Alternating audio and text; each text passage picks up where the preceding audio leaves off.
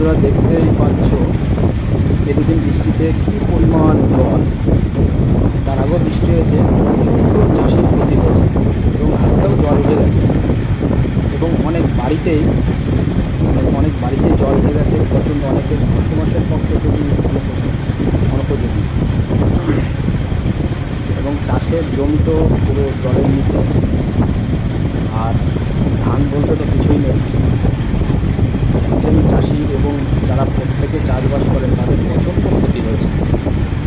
রাস্তার এদিকটাও জল দেখতে পাচ্ছেন, ওদিকটাও পাচ্ছেন, সবই চারিদিকে শুধু জল আর জল।